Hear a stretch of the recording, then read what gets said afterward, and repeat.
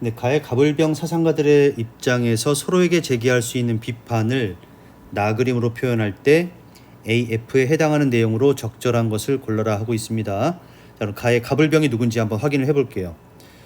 처벌 그 자체는 고통을 주기 때문에 악이다.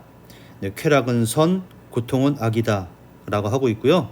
처벌이 만일 더 큰 악을 제거한다면 양적 공리의 원칙에 의해 허용된다.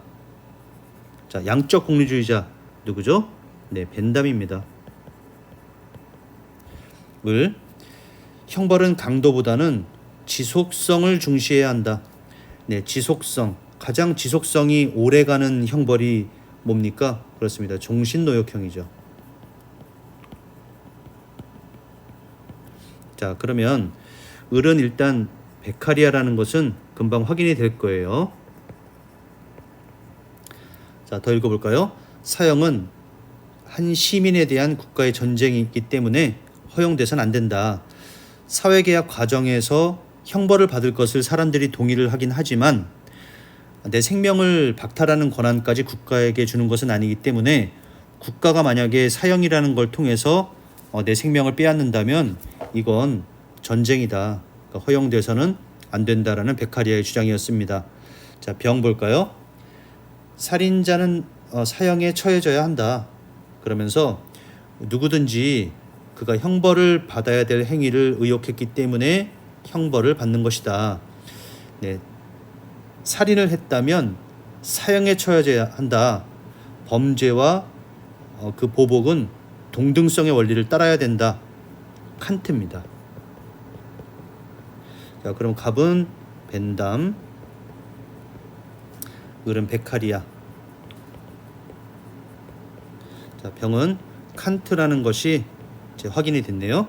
자, 그러면 이제 선택지를 한번 분석을 해볼게요. 자, 1번에 보면 A니까 어떻게 됩니까? 벤담이 베카리아에게 할 수 있는 비판인지 확인을 해봅시다. 형벌을 통해 행위를 통제하고자 하는 대상은 범죄자에 국한되어야 한다. 자, 벤담과 베카리아는 둘 다 공리주의적인 논리를 바탕에 깔고 있죠. 따라서 형벌은 범죄자뿐만 아니라 다른 일반 국민들에게도 범죄를 하지 말아야 되겠다는 경각심을 불러일으켜서 범죄 예방에 기여를 해야 됩니다. 따라서 범죄자에 국한되는 것이 아니라 많은 사람들의 행동을 통제할 수 있을 때, 그런 유용성을 낳을 때 형벌이 의미가 있는 거죠. 따라서 기억번은 올바른 비판이 아니네요. 자, 니은번 볼게요.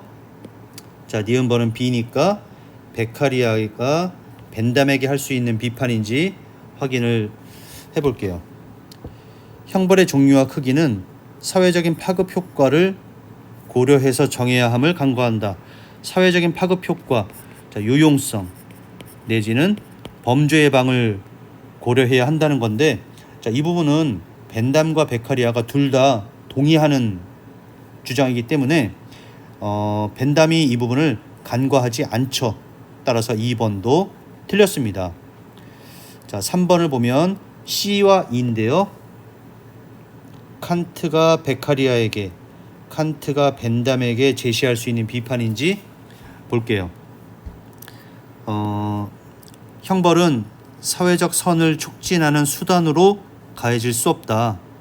네, 벤담과 베카리아는 형벌의 목적 중에 하나가 범죄 예방이죠. 즉 사회적 선을 촉진하기 위한 수단으로 가하는 형벌인데, 자, 칸트에 따르면 자, 그러한 형벌은 옳은 형벌이 아닙니다.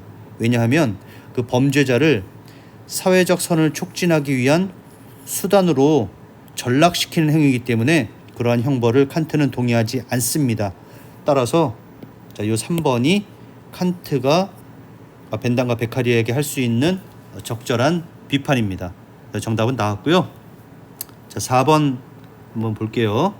4번 보면 D니까 베카리아가 칸트에게 할 수 있는 비판인지 보면 사형을 통해 지속적으로 공포 인상을 주어 범죄를 예방해야 한다. 자, 베카리아는 사형은 강도는 높지만 지속성이 떨어진다고 했어요. 그죠? 아까 이 벤담의 베카리아의 제시문에서 지속성을 중시해야 한다고 했잖아요.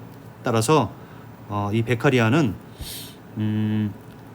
사형을 반대할 뿐만 아니라 사형이 지속적인 그런 공포 인상을 주지도 못한다고 보기 때문에 베카리아가 칸트에게 할 수 있는 그런 비판으로 적절하지 않습니다.